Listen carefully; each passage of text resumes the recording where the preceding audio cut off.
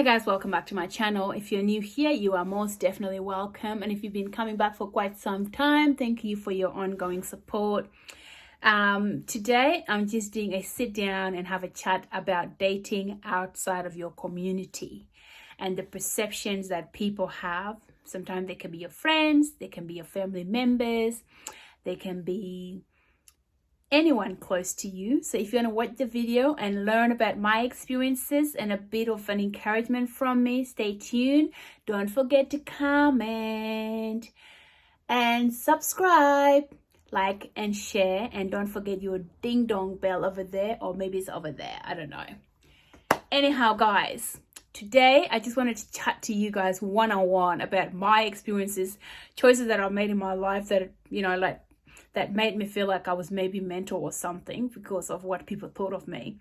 And that is dating outside of my Sudanese community. So for some of you guys that don't know, I'm from South Sudan, and I moved to Australia when I was quite young. And as a result of that, there was not a lot of Sudanese people at the time. And at my age, I'm not going to tell you my age, not today, okay? Because we are aging, but we are not going to admit it. And by the way, if you're not Sudanese, you know that Sudanese people, a majority of them that were born in the 80s would have fake, anything born in the 80s and below would have fake ages. So I'm probably one of them. I have a fake age as well. So I'm not going to tell you how old I am. But moving forward, I decided to start dating out of my community. And the reason being, when we first came here, there was not a lot of Sudanese families, like I said earlier. And so it meant that I had limited men to pick from. And, you know, when they were there, they were like older than me, a lot older than me, right? Like uncle-lad, you know, this uncle-lad, like with, sometimes they have wives, they have kids, and other time, and they want to marry a second wife. I'm like, I'm not about that life. I'm not going to become a second to somebody, not even your dessert. I can't, okay? I want to be the main meal, okay? I want to be that dish, the main meal, not some second stuff. So for me, due to limitation of men in our community, I was like, you know what, I don't really care. I was still young. I finished high school, and right after high school, I was very fortunate enough that I started modeling, got signed up with Chic Models in Sydney. So I moved away from my hometown, Toowoomba. All of you guys that are from Toowoomba, hands up to the beautiful, beautiful country town, Toowoomba. So I'm a country girl all the way through. So anyway, I moved to Sydney, and when I was in Sydney, I met my first ever partner. And guess what? He was not Sudanese. Yup. He was from the Congo, okay? He was Congolese, so you can imagine the contrast. He was a little bit short. He was this little shorty, okay? But he was a cool guy. And here I was, super skinny, like I was so thick. I was so skinny and so tall. Like when we walked together, it was like my little finger and my big finger. It was like that, okay? Us walking together.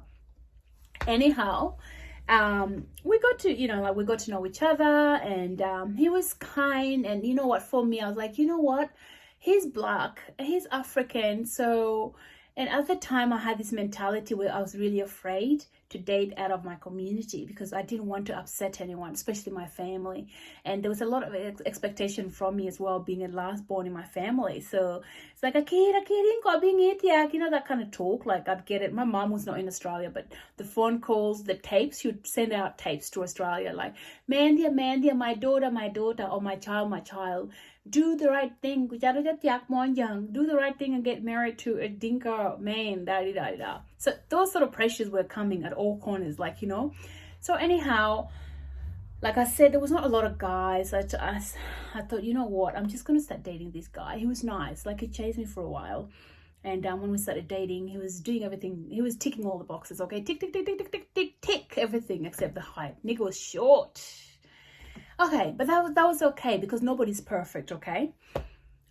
So we started dating in Sydney. It was all perfectly fine because there was not a lot of Sudanese there, and there was no one kind of like, nobody kind of came where I lived because I lived in the eastern suburbs, very isolated from the whole community. And we lived in Rosebery for 12 years actually, and it was easier because nobody was in your face. But when I brought him home to Toowoomba, hey, Jesus, all the aunties, even the one that are not blood related, they started coming out of nowhere, like shooting up. out of nowhere.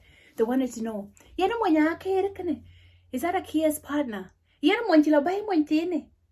that what she brought here, the short man? So, and sometimes what I love about Sudanese, but also love to hate about Sudanese women or South Sudanese in general, I gotta correct myself. I gotta get this shit right. South Sudanese, we are no longer Sudanese. In general, South Sudanese women or Sudanese people, they don't really know how to hush bitch and not be heard. Like a majority of the time, they're so loud you could hear them, Anyhow, so when he first came to my family home, the first night we got given a room. I let him sleep there. He slept there and I slept in a separate room. In the morning, the nigga got up, went to the shops and bought himself some bacon and eggs and bread and started cooking. And mind you, in my culture, a man is not supposed to cook. And not only that, they're not supposed to eat in that family home, the girl's family home, before they do this initiation into like, you're welcome to our home and eat. So he started eating. And my mom is like, you're getting white. What's that smell? And I'm like, I can feel that. I'm like, yes, my partner cooking. Cooking what? I said, cooking eggs and bacon. For what? I said, for himself. He's gonna eat? I said, of course he's gonna eat. We've been here for like a whole day. Yesterday we ate out, but he has to eat today. And normally he cooks. I was so lucky he used to cook. So anyway, it was a big deal. Mama's like, you don't do that. Why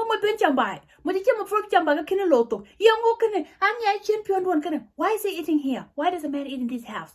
Before we do this process and welcome him to eat. Why you do that? What kind of behavior is this? And I was like, God, this is only just getting started. Anyhow, moving forward, I took him to my auntie's house, my uncle's house actually. And over there, my auntie was like, who is this? And I said, I'm Wendia. What? I'm like, yeah, when you walk go. She's like, go.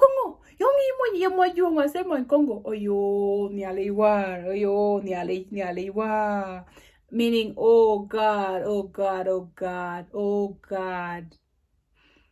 And I'm like, So anyway, she's like, how are we going to communicate? I said, Auntie, you don't need to communicate to him. That's my business. You need to chillax.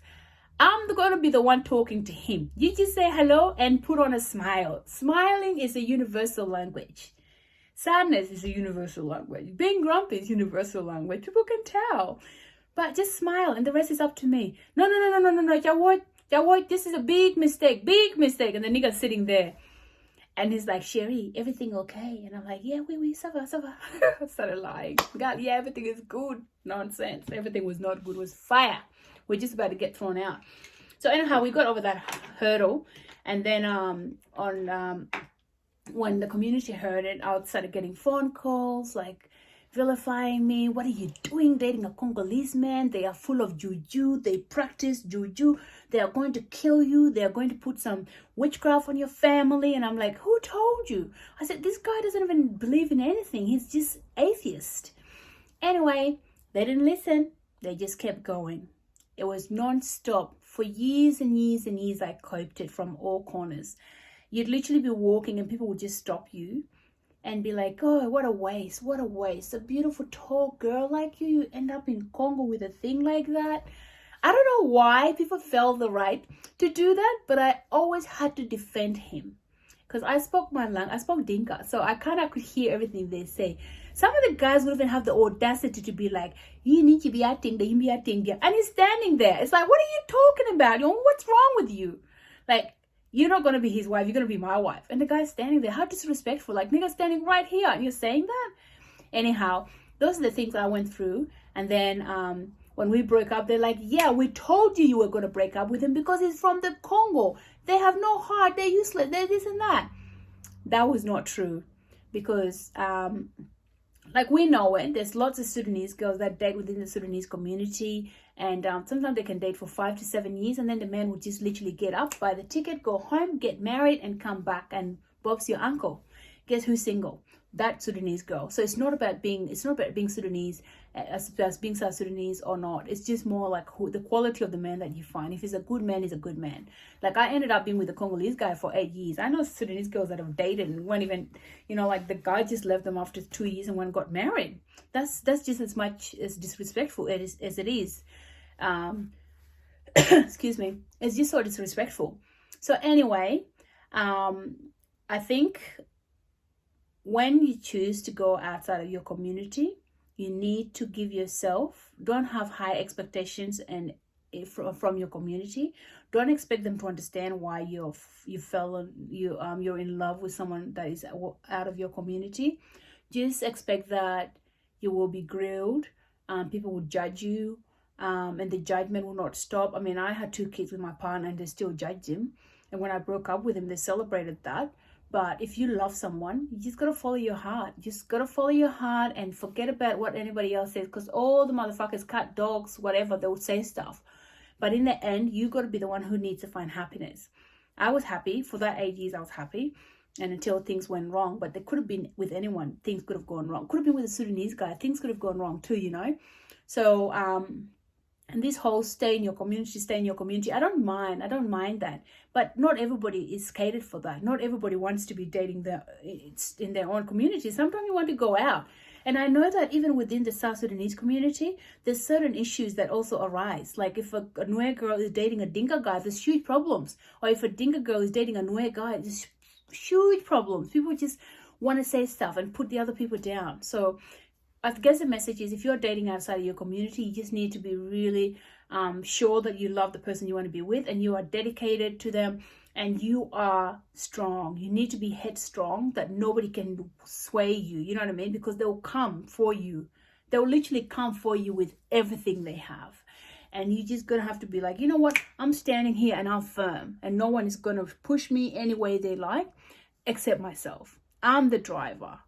It's my life, I'm driving. If I fall in love with someone out of my community, well and good. If I fall in love with someone in my community, well and good. But love is love. Love does not discriminate. Does it? Or does it? I don't know. Love does not discriminate. So far from my experience, it does not discriminate.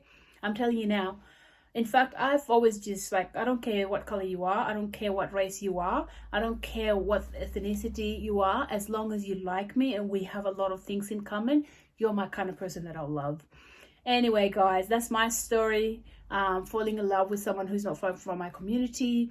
And you know, I think the worst that I coped from my community was being always labeled, being called a whore, being labeled a useless, like, you know, like she's useless, she can't get someone in the community, that's why she's gone out, she's from a terrible family, and all that kind of nasty stuff. That really hurt my feelings, because they weren't just talking about me, they started talking about my family. And obviously that would hurt anybody's feeling, because you don't want them to talk. My actions are my own actions. I make my individual choices, nothing to do with my family. And then for people to go and start abusing my brothers, or like, you know, insulting my mom in a way indirectly, that's just not on. And we are moving forward. We live in Australia, for fucking God's sake. Like, we're in Australia. Get alive, get over it. Like, people are gonna move, people are gonna date out. You know, people are going to like experiment with life, and people, other people that you meet. We're not living in little tribal ways where you only stick to your little tribemen because you're forced to, because that's your environment. But we're not. We like live in a society where you can date anything and anyone. So anyway, just being labeled, called names all the time. You know, like if you walk into a room, people start looking at you funny. And even the girls, even those little fugly girls are like looking at you funny. And you know, the uncles and the aunties are looking at you funny. You've got to have to be really strong, you know. Like I often say to people, you got to be very well cultured to actually understand what it means to date outside of your community. Because if you're not well cultured, you can't. You simply cannot date outside of your community if you don't really have that culture alignment. So that's tip number one. Just be really open-minded, and just don't have any expectation from people welcoming you and your partner, but you make it happen because that's what you want, right? So anyway, guys, I am done. And if you like this video and you want to see more videos like these, please subscribe, comment, like, and share. Okay, and I'll see you guys again next week. Bye.